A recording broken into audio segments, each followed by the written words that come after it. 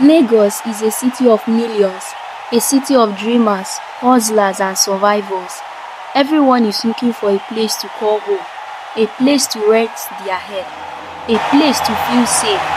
But in this city, some landlords are not humans. Some landlords don't want your rent. They want something far valuable, your soul. This is the story of Iya Tunde, a young woman who found the perfect apartment in Lagos. Cheap rent, good location, friendly landlord. But she didn't know that the apartment had been empty for 10 years and the landlord had been dead for 20. Iya Tunde was 28 years old. She worked as a tailor in Oshodi market. Long hours, tired fingers, always tired. She shared a cramped room with 3 other women, sleeping on a tin mattress on the floor. Every night, she dreamed of having her own place, at least a small room, a window, a door she could lock, privacy and peace. One day, a friend told her about an apartment in Surulere. Cheap, the friend said, very cheap, but the landlord is strange. Iya didn't care. She needed a place. She went to see it. The building was old, a colonial-style mansion with faded yellow paint and cracked windows. It stood at the end of a quiet street, surrounded by overgrown bushes. It looked abandoned, but the apartment on the ground floor was beautiful and spacious, clean with a window that faced the street, and the rent, 10,000 naira for an entire apartment in Surulere. It was impossible, too good to be true. She met the landlord. His name was Mr Adeyemi. He was tall, well-dressed, with a warm smile. He was in his 50s with salt and pepper hair and kind eyes. Iya Tunde, he said, shaking her hand, "I'm so happy to have you here. The apartment had been empty for too long. I was beginning to think no one would come." Iya smiled. "Thank you, sir. I love it already. Can I move in?" "Anytime," he said.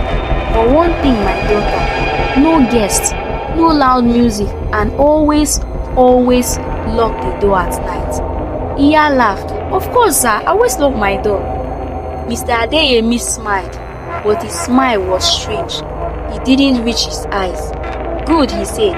"Good, because you never know who might be watching." He handed her the keys. The keys were cold, unusually cold, like they had been kept in a freezer. Iya moved in the next day.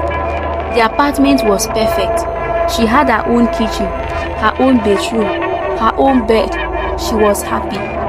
But that night, she didn't lay in bed. She heard it, scratching at the window. She told herself it was a rat or a branch or imagination. But the next night, she heard it again, scratching at the door.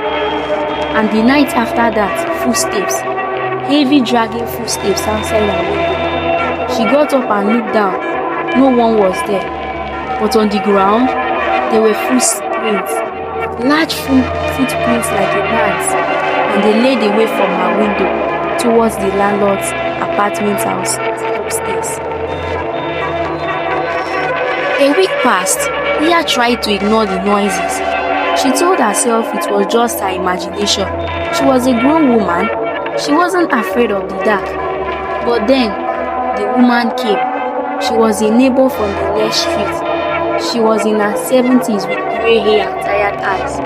She knocked on Iya's door one evening, her hands shaking. "Iya Tunde," she whispered. "You stay for that apartment?" Iya nodded. "Yes, ma. I moved in." The old woman grabbed her arm. Her grip was strong, desperate. "You must leave," she said. "You must leave now. That apartment, nobody dey stay there." Iya frowned. "Why?"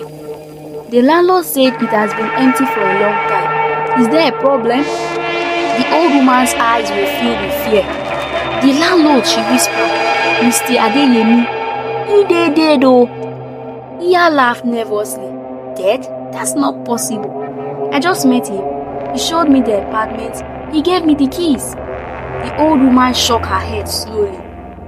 "You dey sure you meet am?" she asked. "You sure he be your landlord?" Iya's smile faded. What do you mean? The old woman pulled out a faded photograph. It looked like a man in his 50s, handsome, well-dressed, the same man Iya had met. The same man, Mr Adeyemi. That man, the old woman said. Nah, Mr Adeyemi, he died 20 years ago. Heart attack. They found him for the apartment upstairs. He never leave. His spirit, he dey still there. He dey look for tenants. He dey look for somebody to stay so if he feed. Iya's blood ran cold. Feed? Feed on what? The old woman leaned closer. Her voice was barely a whisper.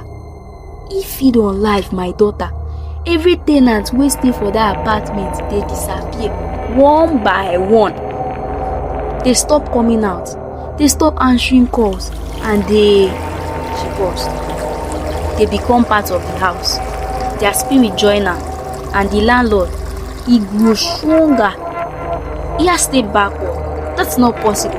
That's superstition. I don't believe in ghosts. The old woman sighed. You no need to believe, my daughter. The ghost will show you. Tonight, when you sleep, when you hear the scratching, you open the door. No matter what you see, no matter who call your name, you open the door. She turned and walked away. Iya watched her go. Her heart was still pounding.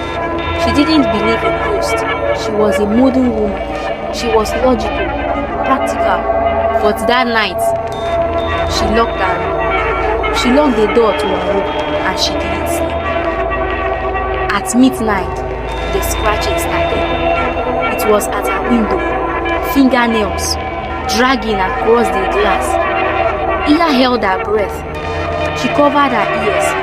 She squeezed her eyes shut, and then the voice came. Iya Tunde! Iya Tunde, open the door. I'm here. I'm home. It was Mr Adeyemi's voice, but it was hollow, distant, like it was coming from a deep dark well. Iya Tunde, you didn't lock the door.